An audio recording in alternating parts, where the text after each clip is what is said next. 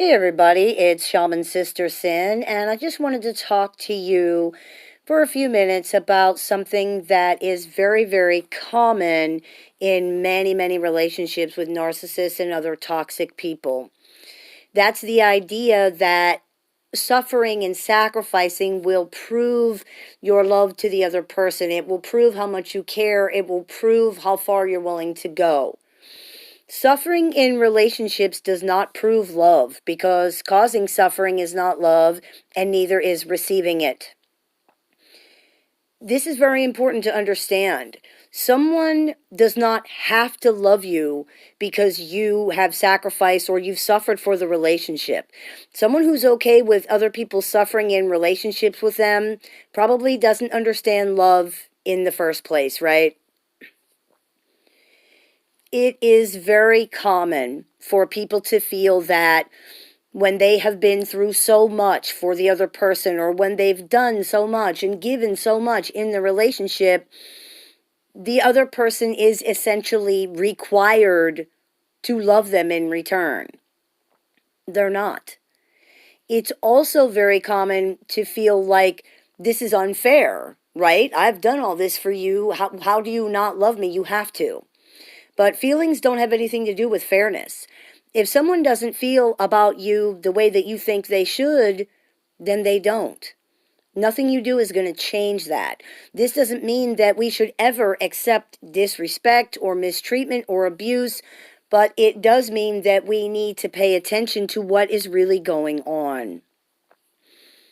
If your deepest belief or your secret wish is that sacrificing and suffering and doing these things is going to somehow force another person to care about you or to consider you differently, it's time to reevaluate your thinking because this is just not true.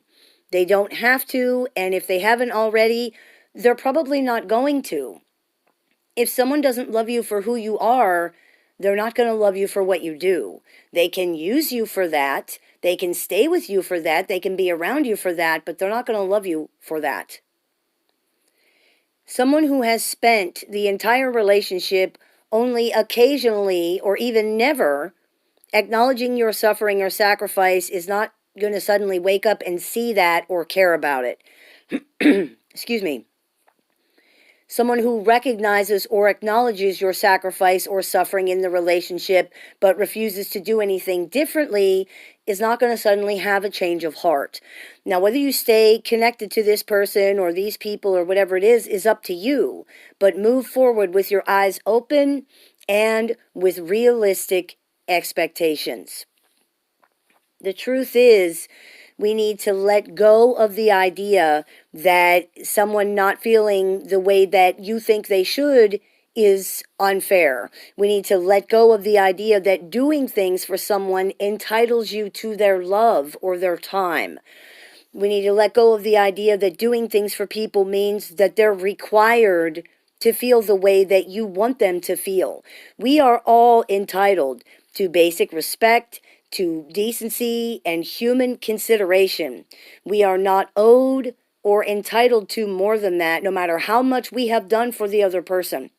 We also do not owe more than that to other people, no matter how much they have done for us. Now, this might sting a little bit, particularly if you've never really thought about it this way.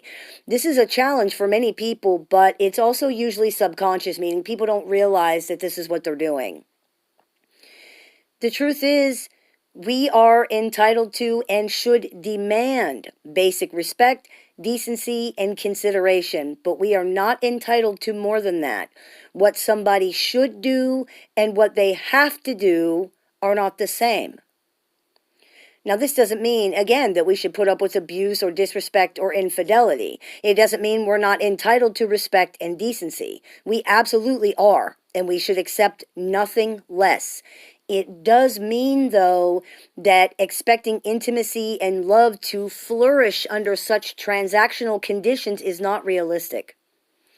Someone is not required to love you because you think you earned it or because you want them to. It would be wonderful if it worked that way, but it doesn't. And most of you already know that. It's just sometimes we don't articulate it that way when we're thinking about it.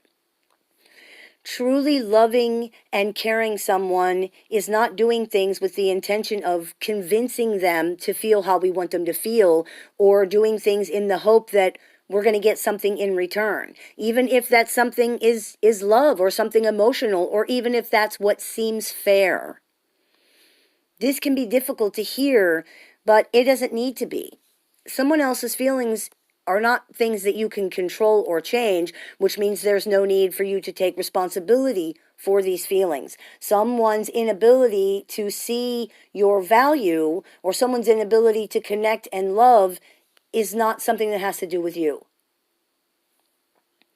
Part of the reason people become entangled in toxic relationships is because they give and they give and they give in the mistaken belief that they can somehow convince the other person to care about or to consider them. When this doesn't happen, not only is it hurtful, and not only does it trigger a deep-seated need to prove their worth, but some people become caught up in the idea that this is unfair and this is an injustice that needs to be rectified, that this person is not loving me and I deserve that, and I need to prove to them, and I need to take care of this, and I need to make sure that this goes the way that it should go. This can make it very, very difficult to walk away from this situation.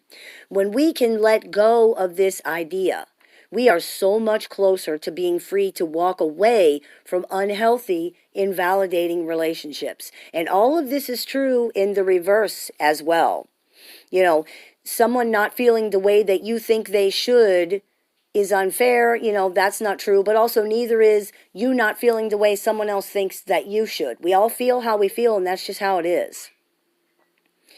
The idea that doing things for someone entitles you to their love or their time. It's not true for you. It's not true for other people. Someone who has done something for you is not automatically entitled to your love or your energy or your time or anything else just because they think they are.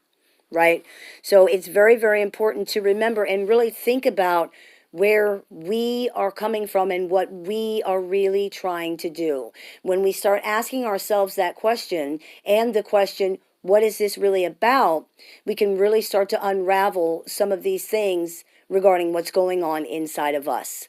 So I hope that clears a few things up for you. Great Spirit bless you. Have a beautiful day.